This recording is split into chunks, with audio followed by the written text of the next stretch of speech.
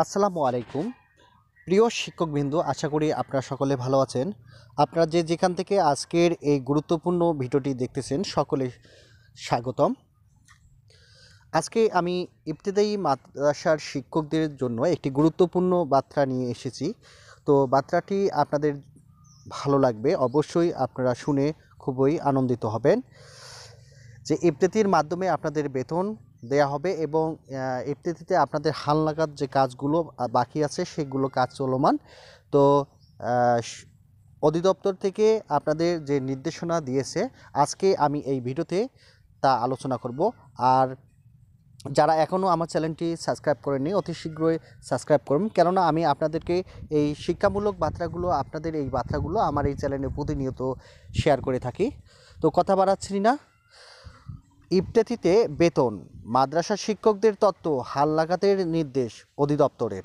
এমপিভুক্ত মাদ্রাসা শিক্ষক কর্মচারীদের বেতন ভাতা ইবতেদিতে এর মাধ্যমে পাঠানো হবে।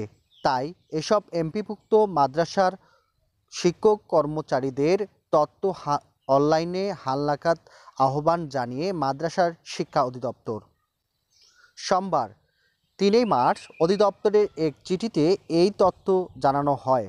বলা হয়েছে, তথ্য সঠিক ও হালনাগাদ না হলে ইবতেদি এর মাধ্যমে পাঠানো বেতন ভাতা শিক্ষক কর্মচারীদের ব্যাংক হিসাব জমা হবে না। যেসব তথ্য হালনাগাদ সংশোধন করতে হবে তার একটি তালিকা দিয়েছে অধিদপ্তর। সেগুলো হলো আবেদনকারীর নাম, পিতার নাম, মাতার নাম, বাংলা ও ইংরেজিতে জাতীয় পরিচয়পত্র অনুসারে, জন্ম তারিখ জাতীয় পরিচয়পত্র অনুসারে, জাতীয় পরিচয়পত্র নাম্বার, মোবাইল নাম্বার, জাতীয় পরিচয়পত্র দ্বারা নিবন্ধিত পদবি ও বিষয়, বেতন কোড, ছবি, যোগদানের তারিখ, প্রথম এমপিত্ব তারিখ, ব্যাংক তথ্যাদিক, ব্যাংকের নাম, যে শাখার বেতন হয় সে শাখার নাম, ব্যাংক হিসাবের নাম, অ্যাকাউন্ট নম্বর, শাখা রাইটিং নম্বর। মাদ্রাসা শিক্ষা অধিদপ্তরের চিঠিতে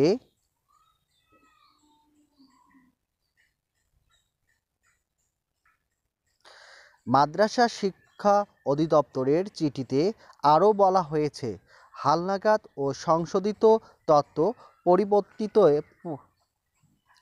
মাদ্রাসার শিক্ষা অধিদপ্তরের চিঠিতে আরও বলা হয়েছে, হালনাগাদ ও সংশোধিত তথ্য পরিবর্তিতে অনলাইনে পাঠানোর জন্য শীঘ্রই মাদ্রাসা শিক্ষা অধিদপ্তরের ওয়েবসাইটে MIAS সফটওয়্যারের লিঙ্ক প্রদর্শনসহ প্রয়োজনীয় নির্দেশনা জানানো হবে। শিক্ষক কর্মচারীদের অনলাইনে পাঠানো তথ্য অনুযায়ী তথ্য সংশোধনের প্রয়োজনীয় ব্যবস্থা নেবে মাদ্রাসা শিক্ষা অধিদপ্তর। এরপরে আপনাদের সাথে একটি মতামত জরিপ করতেছি, সেটা হচ্ছে স্বীকৃতিপ্রাপ্ত শিক্ষা প্রতিষ্ঠান একযোগে এমপিভুক্ত দাবি যৌক্তিক মনে করবেন কিনা, হ্যাঁ না মতামত নিন। আপনারা মতামত দিবেন এই প্রশ্নটাতে, আপনাদের হ্যাঁ কি না। সেটি হচ্ছে যে স্বীকৃতিপ্রাপ্ত শিক্ষা প্রতিষ্ঠান একযোগে এমপিভুক্ত দাবি যৌক্তিক মনে করেন কিনা। আজকে এ পর্যন্ত। আরেকটি বার্তা আপনাদের মাঝে উপস্থাপনা করতেছি। নন এমপিভুক্ত শিক্ষকদের শোকজ পদযাত্রা। ভোলা সদরে উপজেলা নন এমপিভুক্ত প্রধান শিক্ষক মোহাম্মদ কামাল হোসেনের অকালে মৃত্যুতে গায়েবানা জানাজার ও শোকজ পদযাত্রা করেছেন আন্দোলনরত শিক্ষক কর্মচারীরা। মঙ্গলবার 4 মার্চ জাতীয় প্রেস ক্লাবের সামনে থেকে সম্মিলিত নন এমপিভুক্ত ঐক্য পরিষদের ব্যানারে এই পদযাত্রা করে। স্বীকৃতিপ্রাপ্ত নন এমপিভুক্ত শিক্ষা প্রতিষ্ঠানের একযোগে এমপিভুক্ত দাবিতে টানা 10তম দিনের মতো অবস্থান কর্মসূচি পালন করছেন শিক্ষক কর্মচারীরা। তারা বলেছেন, 2021 খ্রিস্টাব্দে অযৌক্তিক এমপিভুক্ত ও নীতিমালা ও জনবল কাঠামো দিয়ে ফেসি সরকার বৈষম্য সৃষ্টি করেছিলেন, তাই অবিলম্বে আমাদের দাবি মানতে হবে। এর আগে গত রোববার প্রধান উপদেষ্টার বাসভবনের অভিমুখে পদযাত্রায় পুলিশে বাধা দেয়। এ সময় পুলিশ তাদের একটি প্রতিনিধি দলকে সচিবালয়ে যেতে বলেন। এতে রাজি হন নন এমপিত্ব শিক্ষকদের ৮ সদস্যের একটি প্রতিনিধি দল পুলিশের সঙ্গে সচিবালয়ে যান। পরে তাদের প্রতিনিধি দল প্রধান উপদেষ্টার বরাবর স্মারকলিপি দেন। শিক্ষক কর্মচারীদের দাবি স্বীকৃতিপ্রাপ্ত নন এমপিত্ব শিক্ষা প্রতিষ্ঠানে একযোগে এমপিভুক্ত করতে হবে। তারা বলেছেন 2021 খ্রিস্টাব্দে অযৌক্তিক এমপিত্ব নীতিমালা ও জনবল কাঠামো দিয়ে ফ্যাসিস্ট সরকার বৈষম্য সৃষ্টি করেছিলেন। এ দাবি পূরণ না হলে রাজপথ ছাড়বেন না শিক্ষক কর্মচারীরা। শিক্ষকরা বলেন, বিগত ফ্যাসিবাদী সরকার 2021 খ্রিস্টাব্দে অযৌক্তিক এমপিত্ব নীতিমালা ও জনবল কাঠামো দিয়ে বৈষম্য সৃষ্টির মাধ্যমে হাজারো শিক্ষা প্রতিষ্ঠানকে এমপিত্ব বঞ্চিত করেছেন। অথচ স্বীকৃতিপ্রাপ্ত প্রতিষ্ঠানগুলো 2020-25 বছর ধরে এমপিবিহীন থাকাও সত্ত্বেও শিক্ষা কর্মচারী নিরসলভাবে পাঠদান কর্মসূচি চালিয়ে গেছেন এবং জাতীয় শিক্ষা গুরুত্বপূর্ণ অবদান রেখেই চলে। বিগত আওয়ামী লীগ সরকারের আমলে বিএনপি জামাত রাজনৈতিক ট্যাগ লাগিয়ে অনেক যোগ্য প্রতিষ্ঠানকে এমপিত্ব থেকে বঞ্চিত করা হয়েছে।